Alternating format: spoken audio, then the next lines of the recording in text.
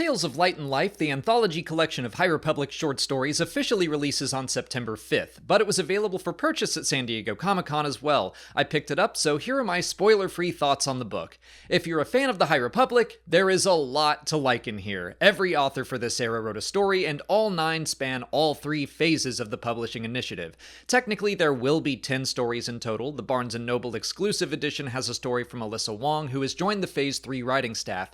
I have that edition on pre-order, but haven't read the story yet, but I love Alyssa's Dr. Aphra comics, so I'm excited to see their contribution. What I really noticed from the 9 stories I did read is how effectively they got me hyped up for Phase 3. We got to see the fall of Starlight Beacon and Marchion Ro's creation of the Occlusion Zone over a year ago, back in March 2022. Like many High Republic fans, I was open to Phase 2 going back in time, but I have been anxious to get back to the characters that I fell in love with in Phase 1. How are they all dealing with such a staggering attack by the Nile? What happened to Burry?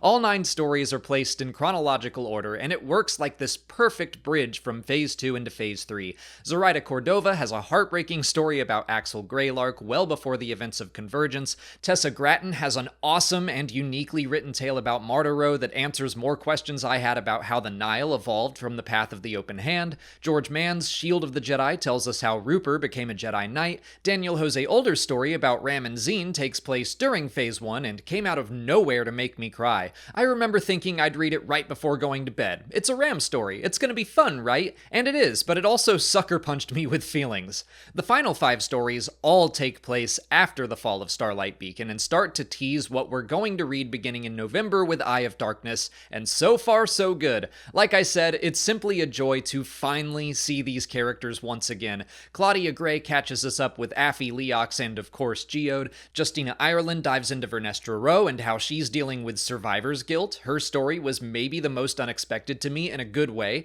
Cavan Scott gives us a look at not only Keeve Trivis, but also the galaxy as a whole and how things are going since the destruction of Starlight Beacon and the creation of the Occlusion Zone. Spoilers, it's chaotic. Lydia Kang introduces us to some new characters, a master and a Padawan that I assume will be appearing in Phase 3. I hope so anyway, because I enjoyed them. And am I forgetting anyone? Oh yeah, Charles Soule finally tells us what happened to Burry and Bel Zettifar. Bel is one of my favorite characters, and getting to see him press on during dark times by using the lessons he learned from Loden Greatstorm was fantastic.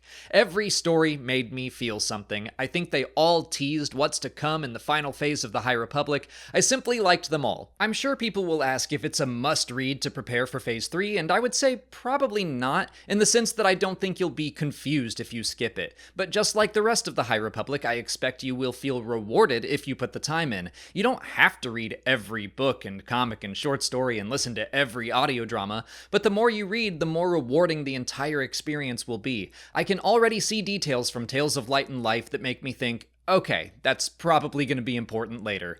But if I'm wrong, this was still a quick and enjoyable read that got me hyped for what's to come. If you've been anxiously waiting to catch up with your favorites from Phase 1, I think these stories will help ease the wait for November. If you haven't started with the High Republic yet, I will say this is not a great starting point. These stories worked well for me because I already knew about the characters and events involved. I would still recommend you start at the beginning with Light of the Jedi by Charles Soule. It's a good time to start too, with the Acolyte on the way, bringing the High Republic era to live action.